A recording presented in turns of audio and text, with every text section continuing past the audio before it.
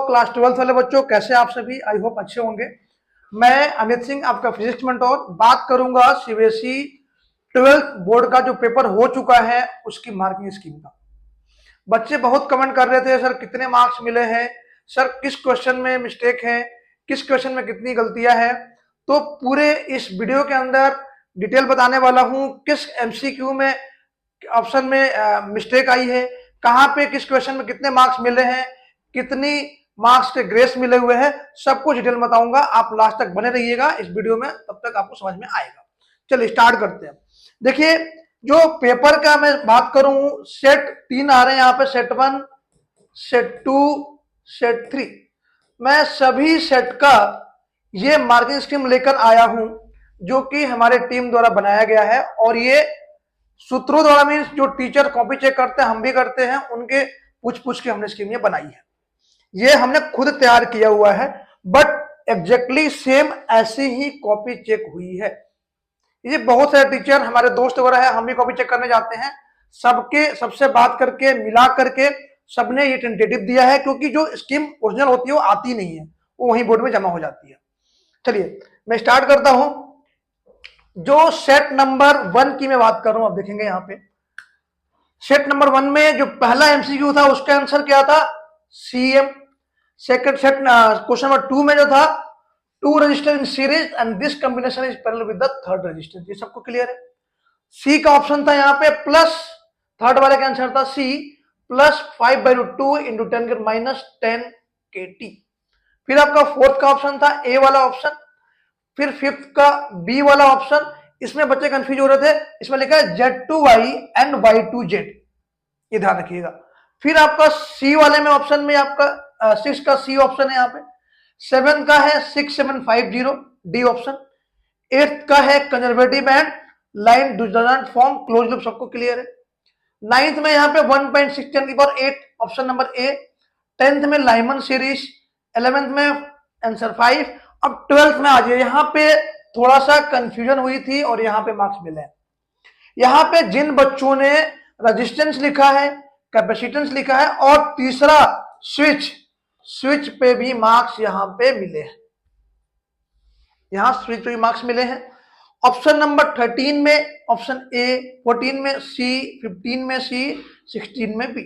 मतलब यहाँ पे एक एमसीक्यू इस पे मिले हैं, 12 वाले पे एक क्वेश्चन सबको मिला है मार्क्स लगभग। और यहाँ पे ये 5th वाले में ए भी लिखा हुआ, कई जगह आंसर, कई जगह बी भी। तो ए और बी दोनों लिखा है जिस बच्चों ने, उनको मार्क्स यहाँ पे दिए गए हैं। बट यहाँ पे सीबीएसई ने बी दिया था ऑप्शन, लेकिन वहां पे कॉपी चेकिंग कर रहे थे, वहां पे सबने डिसाइड ये किया कि यहाँ पे ए वाला ऑप्शन भी हो सकता है, तो ए और बी दोनों का आंसर मिला हुआ है। अब ये 17 का है भाई, इसमें ये 2 मार्क्स का था रजिस्टेंस निकालने का, और इसका करंट का, जिस बच्चे ने इसका फॉर्मूला लिखा है, आधे नंबर यही मिल गया। फिर यहाँ पे करंट का रेशियो निकालना, यहाँ पे आधा नंबर मिल गया। अगर बच्चे ने यहाँ पे करंट निकाल दिया तो पूरा का पूरा यहाँ पे 2 नंबर मिला हुआ है। वोल्टेज का अगर बच्चे ने V = IR भी लिखा है ना, तो यहाँ भी आधे मार्क्स मिले हैं पेपर में, क्वेश्चन नंबर इसका ऑप्शन में। अब चलते हैं आगे। क्वेश्चन नंबर 18 में अगर रिलेशन निकालना था डार्क फ्रिंज का, तो अगर बच्चे ने सिंपल ये लिख दिया फॉर्मूला, ये वाला φ1 + φ0 = φ2, इसके भी मार्क्स मिलेंगे आधे नंबर। और डार्क फ्रिंजेस 6th पे और 8th पे अगर ये लिख दिया है, तब भी आपको आधे आधे नंबर यहाँ पे मिल रहे हैं। ऑल्टरनेटिव है यहाँ पे, ये तो अलग। और इसे देखिए, अब आता दूसरा 19 वाला। इसमें निकालना था position, nature and final image. अगर बच्चे ने फॉर्मूला यहाँ पे लिख दिया, लेंस इक्वेशन, आधे नंबर मिला। अगर बच्चे ने इमेज वर्चुअल लिख दिया, यहाँ भी आधा नंबर मिला। तो जिन्होंने ये पॉइंट लिख रखा है यहाँ पे, सबको नंबर मिले हैं। 2 नंबर में 1 नंबर ही मिल गए। अब आगे बढ़ते हैं। यहाँ पे क्वेश्चन 20 में अगर बच्चे ने ये इक्वेशन लिखा है, फोटोलिक इक्वेशन, hν = k + वर्ग φ0, इसके लिखने के भी आधे नंबर मिल गए यहाँ पे। अगर रेशियो एग्जैक्टली नहीं आया है, बट फॉर्मूला यहाँ पुट कर दिया है, तो यहाँ भी आधे नंबर मिल गए हैं बच्चों को। अब चलते हैं अगले क्वेश्चन पे। क्वेश्चन नंबर 21 देखिए, ये भी बड़ा इंपॉर्टेंट है। अगर बच्चे ने यहाँ पे, यहाँ भी मैं बोल रहा हूँ, यहाँ भी बच्चे ने लिख दिया V = V0 + IR, या फिर सिंपल V = IR भी लिख दिया ना, तो यहाँ भी आधे नंबर फॉर्मूले के मिल गए हैं बच्चों। और ये नंबर अगर बच्चे ने वैल्यू पुट कर दिया और एक चीज ध्यान रखना, यहाँ पे अगर करंट को बच्चे ने कंपेयर 10⁻³ में लिख दिया है, मिली एम्पियर में था, अगर एम्पियर में लिख दिया है तो वहां भी आधे नंबर दिए गए हैं। मतलब जबरदस्ती के नंबर दिए गए हैं, बच्चों के नंबर कम आ रहे थे। जहां पे नंबर नहीं बन रहा था वहां भी नंबर दिए गए हैं। फिर चलते हैं सेक्शन सी में 22 वाले क्वेश्चन पे। अगर बच्चे ने फॉर्मूला केवल लिख दिया आई का, I equal to E upon में आर प्लस आर, तो यहाँ पे बच्चों को आधे नंबर मिल गए। देख रहे हैं यहाँ पे, या v equal to I R लिखा है, वहां भी मिला आधे नंबर। मतलब फॉर्मूले के आधे आधे नंबर हर जगह मिले हैं। ग्राफ की बात करते हैं, क्वेश्चन आया था टेम्परेचर और रेजिस्टेंस ग्राफ, ये वाला जो आप देख रहे हैं, ये ग्राफ अगर आपने ऐसे बना दिया है तो पूरे के पूरे 1 नंबर मिले हैं। फिर चलते हैं 23 में। यहाँ पे अगर आपने डायरेक्शन बोल दिया कि डायरेक्शन क्या है इसका, तो अगर आपने डायरेक्शन दिखा दिया इधर एक्स डायरेक्शन में, नेगेटिव वाले में, तो पूरा आपको 1 नंबर मिल रहा है। यहाँ पे अगर फोर्स पूछा है तो केवल इलेक्ट्रिक फोर्स, मैग्नेटिक फोर्स, तो इलेक्ट्रिक फोर्स के आधा नंबर, मैग्नेटिक फोर्स के आधा नंबर, इसके नंबर। या अगर बच्चे ने ये नहीं लिखा है, केवल फोर्स लिख दिया, Q इंटू ई लिख दिया, और Q F equal to EVV, यहां भी आधे नंबर मिल गए हैं। मतलब यहां पे भी आपको 1 नंबर मिले हुए हैं। फॉर्मूला यहां पे बच्चे ने लिख दिया, दोनों इक्वेट कर दिया, तब भी यहां पे आधे नंबर मिल गया। और एक देखिए यहाँ पे डायरेक्शन के, अगर बच्चे ने केवल लिख दिया जेड डायरेक्शन लिखा हुआ है, प्लस का माइनस का कुछ भी नहीं लिखा है, तब भी नंबर दिया गया। इसका मतलब मार्किंग बहुत ही लीनियंट हुई है। जो हमारे साथ हमने भी करी है कॉपी चेकिंग, हमारे साथ जो टीचर थे उन्होंने बताया कि हमारे सेंटर पे भी ऐसे ऐसे कॉपी चेक हुई है। अब इसमें जो क्वेश्चन था मैग्नेटिक फील्ड निकालने का, अगर बच्चे ने B1 की वैल्यू ये निकाल दिया, B2 की वैल्यू ये निकाल दिया, और केवल यहाँ पे B1 प्लस B2 लिख दिया, तब भी पूरे नंबर दिए गए हैं। अगर यहाँ माइनस नहीं किया तब भी। डायरेक्शन अलोंग जेड एक्सिस, चाहे आप प्लस का या माइनस का आप लिख रहे हैं, तब भी पूरे नंबर मिलेंगे। उसके बाद आते हैं क्वेश्चन नंबर 24 पे, स्टेटमेंट ऑफ लेंज लॉ। अगर आपने स्टेटमेंट लिख दिया, आधा नंबर। फिर पूछा कौन सी मशीन है, भाई जनरेटर लिखा हुआ है, आधा नंबर। फिर पूछा है कि इसमें PQR की जो लेबलिंग है वो क्या है। P क्या था यहाँ पे स्लिप रिंग, Q क्या था कार्बन ब्रश, R क्या था आर्मेचर कॉइल। फिर पूछा है कि इसका पोलैरिटी कहाँ जाएगा भाई, तो नॉर्थ एंड राइट साइड के साउथ जाएगा। लेफ्ट साइड नॉर्थ होता है, राइट साइड कौन सा होता है, राइट साइड हमारा साउथ होता है। ये अगर आपने लिख दिया तब भी आधे नंबर मिला हुआ है। फिर पूछा है कि कैसे वोल्टेज को बढ़ा सकते हैं, इसमें से आपने 1 पॉइंट अगर लिख दिया तो आपके यहां भी 1 नंबर मिल जाएगा। चलिए अब चलते हैं क्वेश्चन 25 पे। क्वेश्चन पूछा है describing direction of magnetic field. अगर आपने बता दिया कि ईस्ट वेस्ट, या फिर आपने लिख दिया म्यूचुअली परपेंडिकुलर, तब भी यहाँ पे 1 नंबर मिल जाएगा। फिर पूछ रहा है कि रेडियो वेव और माइक्रोवेव में किसकी वेवलेंथ ज्यादा होती है, आपने वो लिखा, पूरा 1 नंबर।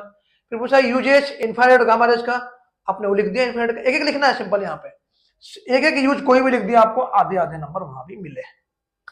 फिर पूछा है क्वेश्चन नंबर 26, देखें यहाँ पे, इस वाले क्वेश्चन में अगर आपने डायग्राम बना दिया है तो यहाँ पे पूरे के पूरे 2 नंबर दिए हैं। और किसी बच्चे ने केवल लिख दिया इंक्रीज, जो बीम का विड्थ होगा क्या होगा, इंक्रीज होगा। तो अगर किसी ने बच्चे ने इंक्रीज लिख दिया, वहां भी पूरे नंबर दिए गए, 1 नंबर। रे डायग्राम आपने ये बना दिया, पूरे के पूरे 2 नंबर मिले। अब चलते हैं नेक्स्ट क्वेश्चन पे। पूछा है डिफाइन मेजॉरिटी एंड माइनॉरिटी। देखो बच्चों ने क्या किया, इसमें मेजॉरिटी माइनॉरिटी में सिंपल P और N में लिख दिया है। अगर बच्चों ने P में होल्स ज्यादा है, मेजॉरिटी कैरियर्स, N में इलेक्ट्रॉन ज्यादा है। अगर आपने केवल ये लिख दिया, पूरा का पूरा 1 नंबर मिला वहां पे। फिर पूछा है मूवमेंट ऑफ चार्ज कैसे होगा पी जंक्शन फॉरवर्ड में। बच्चों ने डायग्राम बना दिया है फॉरवर्ड का, फॉरवर्ड में P को पॉजिटिव जोड़ दिया, N को नेगेटिव जोड़ दिया, तो वहां भी पूरे नंबर मिले, 1 नंबर, वहां भी नंबर नहीं कटे हैं। फिर पूछा है एस्टिमेटिंग डायनेमिक रेजिस्टेंस हमेशा इनफाइनाइट होता है। अगर बच्चों ने केवल लिख दिया इनफाइनाइट, तो यहां भी नंबर मिले हैं पूरे के पूरे। या फिर सिंपल किसी बच्चे ने V equal to R equal to लिख दिया V अपॉन में I, तो यहां भी आधे नंबर हमने दे दिए। तो आप देख रहे हैं कितनी लीनियर मार्किंग हुई है। बस फॉर्मूला लिखिए और आपको मार्क्स मिले हैं। अब ग्राफ वाला क्वेश्चन सेक्शन डी में आते हैं। ये आ गया हमारा सेक्शन डी। ये तो था जो हमारा केस स्टडी वाला क्वेश्चन। यहाँ पे 29 में E/4। अब देखिए यहाँ पे सबको नंबर मिला था। देखिए 4th वाले में A लिखा हो या C लिखा हो, यहाँ पे सबको मिला था नंबर। फिर फर्स्ट का E/4, सेकंड का D, थर्ड का C और 4th का A C। यहाँ पे ये हो गया। एक क्वेश्चन यहाँ पे सबको मार्क्स दिया गया था। कौन सा? 30 का क्वेश्चन नंबर 3 में किसी ने केवल अटेम्प्ट, देखना 1 marks is awarded all student who have attempt this question. जिसने भी अटेम्प्ट किया इस क्वेश्चन को, उसको यहाँ पे 1 मार्क्स 100% मिला है। मतलब ये वाले क्वेश्चन पे तो 1 मार्क्स सबको मिला है। जो 30 का ऑप्शन 3 है, इसमें क्वेश्चन क्लियर नहीं था, आंसर ए भी हो सकता था, बी भी हो सकता था उसमें, और सी भी हो सकता था, तो वहां पे मार्क्स सबको मिले। तो ये समझ लीजिए कि 30 में सबको क्लियर यहाँ पे 1 मार्क्स मिला है। फिर आप चलते हैं सेक्शन ई में। पोटेंशियल निकालने के लिए 1 मार्क्स, ए पे 1 मार्क्स, बी पे 1 मार्क्स। फिर आपके इक्विबल सरफेस के जो अपने प्रॉपर्टी लिखनी है 2, तो एक प्रॉपर्टी के आधे नंबर, अगली प्रॉपर्टी के आधे नंबर, ये पूरे मिले हैं आपके 1 मार्क्स। फिर पोटेंशियल निकालने के यहाँ पे 2 मार्क्स है, देख रहे हैं आप यहाँ पे इजीली। फिर चलते हैं अगले क्वेश्चन पे 32 पे। ये आगे पीछे हो गया क्या? 31 हो गया, यस 31 का हो गया। अब उसमें उसके बाद आता था ओपन सरफेस और क्लोजर, बड़ा इंपॉर्टेंट क्वेश्चन है। अगर बच्चे ने किसी ने लिख दिया कि गॉस लॉ ओपन के लिए अप्लाई होता है, वहां भी नंबर मिला है। अगर किसी ने लिख दिया जहां क्लोज में वो गॉस लॉ आ गया, ओपन में गॉस लॉ अप्लाई नहीं होता है। किसी बच्चे ने ये भी लिखा था, या लिखा था कोई क्लोज है तो क्लोज सरफेस हो गया, ओपन है तो ओपन सरफेस हो गया। बच्चों ने अगर ऐसा भी आंसर लिखा हुआ है तो वहां पे आधे नंबर मिले हैं। डायग्राम, और किसी बच्चे ने सिंपल डायग्राम यहाँ पे बना दिया है एरिया वेक्टर का, तो ये पूरे के पूरे हमने 1 नंबर दिए थे। फिर पूछा है इलेक्ट्रिक फ्लक्स का डेफिनेशन, सिग्निफिकेंस और चार्ज। आपने इलेक्ट्रिक फ्लक्स लिख दिया, उसका क्या सिग्निफिकेंस है, और चार्ज अगर फॉर्मूला लिख दिया, निकाला नहीं है, तब भी आपको पूरे नंबर वहां पे मिले हैं। उसके बाद नेक्स्ट क्वेश्चन था हमारा 32 नंबर, सोर्स ऑफ फोर्स क्या हो गया यहाँ पे। अगर किसी ने लिख दिया मूविंग चार्ज भी लिख दिया है तो आधा नंबर मिला है। फिर फोर्स का डेरिवेशन निकालने के 1.5 नंबर निकले हैं। डेफिनेशन का एम्पियर का 1 मार्क्स मिले हैं। फिर आता है work done by magnetic force, अगर किसी ने लिख दिया 0 तो पूरा का पूरा 1 नंबर मिला है। कंडीशन क्या है, नेसेसरी कंडीशन, उसके 1 नंबर मिला है। देख रहे हैं, ऐसे कॉपी चेक हुई है जहां पे अच्छे से अच्छे मार्क्स सबको आएंगे। अगर किसी के बात रही ग्रेस मार्क्स की, तो ग्रेस मार्क्स सबको अच्छे मिले हैं, नो डाउट, कोई प्रॉब्लम नहीं है। अब चलते हैं, ये हमारा हो गया 33 का। देखना मैग्नीफिकेशन फॉर्मूला लिखा आपने, यहां भी नंबर मिले हैं आपको। फिर आपको रिफ्रैक्टिव इंडेक्स का फॉर्मूला लिख दिया, वहां भी नंबर मिले हैं। फिर यहाँ पे अगर A plus delta equal to I plus E, ये फॉर्मूला लिखे, यहाँ पे आधे नंबर मिले हैं। अगर R2 0 आ रहा है तब भी यहाँ पे आधे नंबर मिला है। इस तरह से क्वेश्चन या फॉर्मूला लिखने के mu equal to sine I1 sine R, यहाँ भी आधे नंबर मिल रहे हैं। तो इस तरह से नंबर सभी जगह मिले हैं, नंबर कटे नहीं है, नंबर अच्छे आने वाले हैं। ये तो हो गया आपका सेक्शन सेट ए। सेट 2 में भी देख लें आप, MCQ 0, फिर 1.05, फिर C repelled by both south pole as well as north पोल।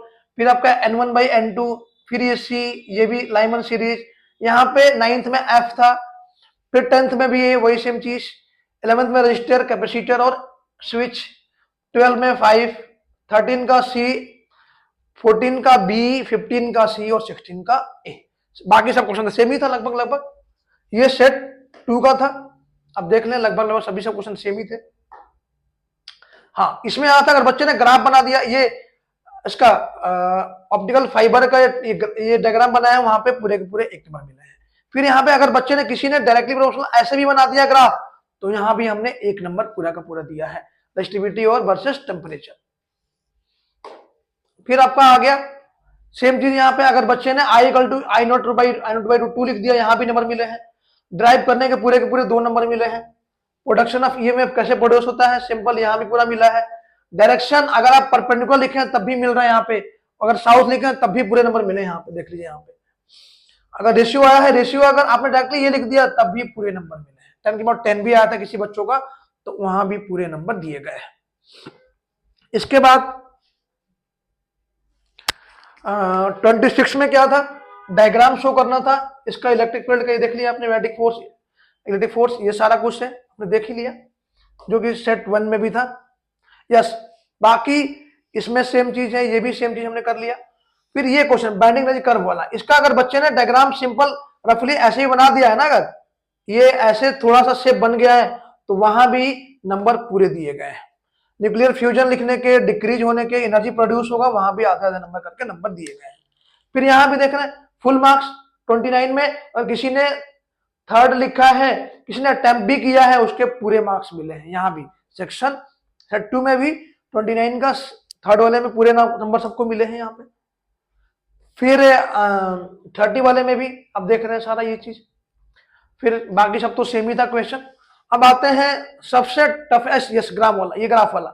इस ग्राफ में बच्चे ने केवल डायग्राम बना दिया ना ऐसे, अगर ये वाला ग्राम केवल डायग्राम ऐसे बना भी दिया है तो पूरे नंबर मिले हैं, एक नंबर पूरे दिए गए हैं। ठीक है, चलिए अब चलते हैं। यस, ये सारा कुछ सेम था। अब चलते हैं सेट 3, जो कि इस पे बड़ा बवाल बचा था। सेट 3 पे यहां पे ऑप्शन नंबर ए, 2 का डी ऑप्शन, 3 का ए ऑप्शन कंजर्वेटिव वाला, 4th का डायमैग्नेटिक, 5th का एंटी क्लॉकवाइज डायरेक्शन में जाता है, 6th का यहाँ पे 5/√2, 7th का P and S D option है यहाँ पे, 8th का सी ऑप्शन, 9th का R/2n-1 डी ऑप्शन, 10th में फिर यहाँ पे एक स्विच पे भी रजिस्टर कैपेसिटेंस स्विच पे नंबर मिला है, यहाँ पे लाइमन सीरीज पे नंबर मिला है। फिर 12 का 5 पे नंबर मिला है आपको। बाकी सब रीजन बी सी ए सी सबको पता है, बाकी सब सेम क्वेश्चन है। देख लें आप यहाँ पे, अगर फॉर्मूले आपने लिखे हैं लैम्डा/d, यहाँ पे नंबर पूरा मिला है आपको। हाँ, अगर किसी ने इस थीटा को कन्वर्ट नहीं किया है π/180 में, तब भी वहां पे हमने नंबर दिया है, क्योंकि बोला गया था क्योंकि ये कन्वर्जन नहीं है, तो अगर बच्चे ने कन्वर्ट नहीं किया है तो पूरा के पूरे नंबर यहां भी दिए गए हैं। उसके बाद आता था मैग्निफिकेशन का फॉर्मूला। अगर आपने v निकाल दिया, लेंस इक्वेशन लिख दिया, आधे नंबर मिल गया आपको। यहाँ पे v निकाला, यहाँ पे आधे नंबर।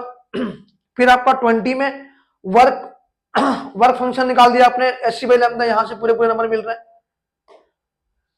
फॉर्मूला लिखने के SNu/φ का 1 नंबर था यहाँ पूरा पूरा। फिर ये रेजिस्टेंस वाला, बाकी सब सेम ही था क्वेश्चन। यहाँ पे देख ले, यहाँ पे ये आया था रेजिस्टिविटी वाला, कंडक्टिविटी का। अगर आपने लिख दिया रेसिप्रोकल ऑफ रेजिस्टिविटी, तो भी यहाँ पे पूरा नंबर मिला है।